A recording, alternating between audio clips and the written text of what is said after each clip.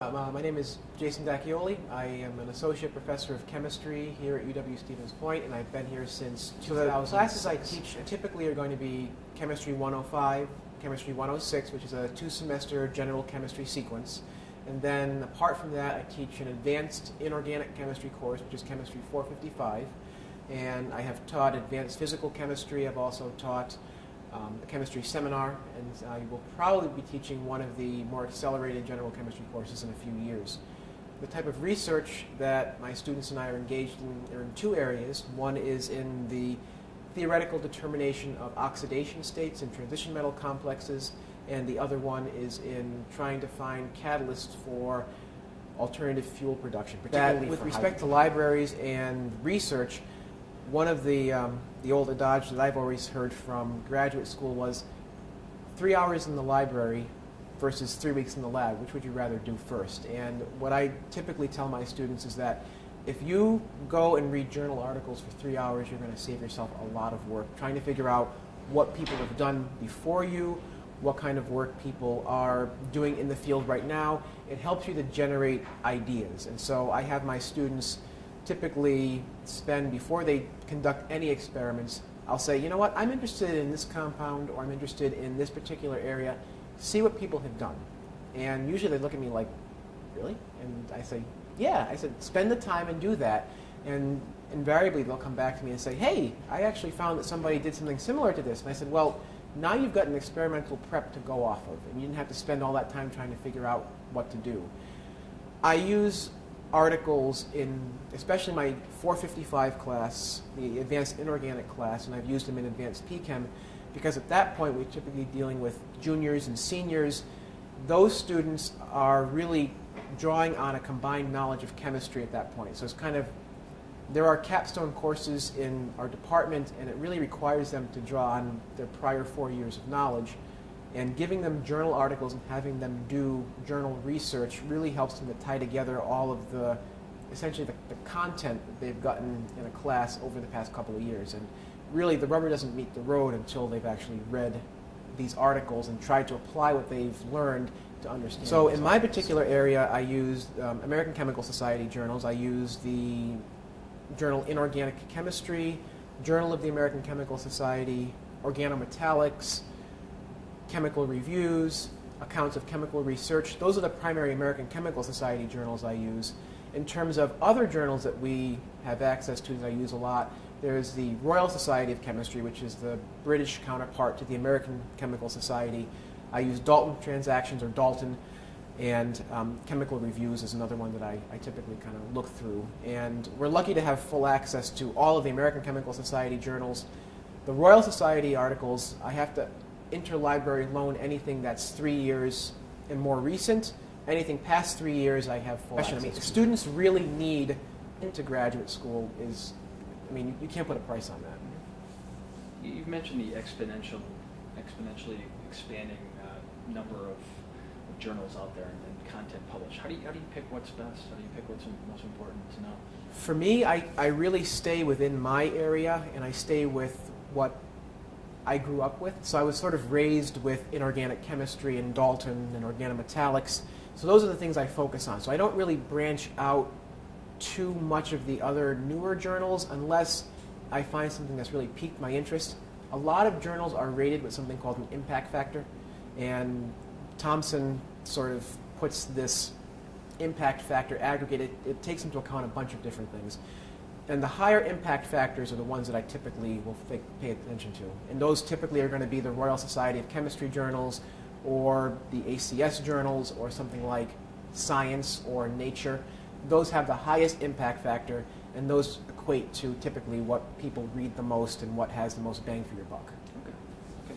Okay. In order to maintain, we use the word competitive edge here in this question, but the level of education and research that you're doing, both as a teacher and a researcher, what more could you use from the libraries and the access to the journals that we have in these journals? I mean, if I didn't have access to the journals that we have access to now, I think it would be tremendously more difficult to do what I do.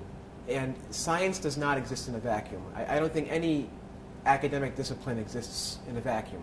We need to rely on what other people are doing to show students that science is a constantly evolving field. We need to show them that people work with each other. We need to show them the latest and greatest of what's happening out there, what's happening on the cutting edge. The problem with a class is even with the best textbook, ones that have the latest literature, science is evolving so rapidly that even articles that were published last year, people have already gone beyond and built on what's been done. I mean, journals are increasing at an exponential rate. So we need to have access to the latest and greatest so that we can show students that, yeah, I mean, what's in the book is great, but people are still working on this. It's a dynamic process. And I think that if we didn't have that, if we weren't able to show that, it would be a problem for them. They wouldn't be able to see science in its full glory. And it also keeps us as faculty fresh, because I'm constantly reading, I'm constantly looking at things and saying, oh, that's a great idea. I know what's going on. I'm not just staying with ideas that were published in the 1950s and 60s that are standard text today. I'm looking at what's happening in 2014, 15, 16. If they're entering the professional workforce, they're going to have to, and typically chemistry majors will get a job in industry or get a job in a lab. They need to be able to follow a procedure, or they may need to be able to create a procedure that people have not done before. So a journal article, I mean, we have laboratory courses and we go through things there. We show them how to keep a laboratory notebook and how to go through a procedure. But again, reading those journal articles constantly and constantly being exposed to what people do and how they do them, how they develop a process, that's going to be critical, because they're going to be writing those processes and tweaking those processes in whatever job they have in industry, whatever their profession is going to be. In graduate school, they're going to be reading even more journal articles, more papers, conducting research for their advisor, and then they're going to start to develop their own original research. And so being able to walk in the door and say, hey, I've had the requisite coursework, but you know what? I know how to read journal articles. I know how to use SciFinder. I know how to use Chem Abstracts. I know how to pick this article apart in a certain way because I'm used to doing it, or at least I've been exposed to it. That's critical, especially now when like I said, we have an exponential number of journals and journal articles being published. And so having that as a tool set walking into graduate school is, I mean, you can't put a price on that. For me, I really stay within my area, and I stay with what I grew up with. So I was sort of raised with inorganic chemistry and Dalton and organometallics. So those are the things I focus on. So I don't really branch out too much of the other newer journals unless I find something that's really piqued my interest. A lot of journals are rated with something called an impact factor, and Thomson sort of puts this impact factor aggregate. It takes into account a bunch of different things. And the higher impact factors are the ones that I typically will pay attention to. And those typically are going to be the Royal Society of Chemistry journals, or the ACS journals, or something like Science or Nature. Those have the highest impact factor, and those equate to typically what people read the most and what has the most bang for the buck. I mean, pie in the sky, ideally, it'd be great to have full access to everything. I know that UW-Madison did have a scholars program that ran for a few years, and I mean, the people who were involved in that here, I was one of them. I found it very successful. It was nice being able to get access to everything. Now, we have full-text access to many journals, and the ones in particular that I use the most, we have full-text access to. So the library has always been great about getting those things we don't have access to, either ILLing them, interlibrary loaning them from Madison or from wherever they need to be. And I got to say, we have a phenomenal library here, and I think the libraries across the system are great.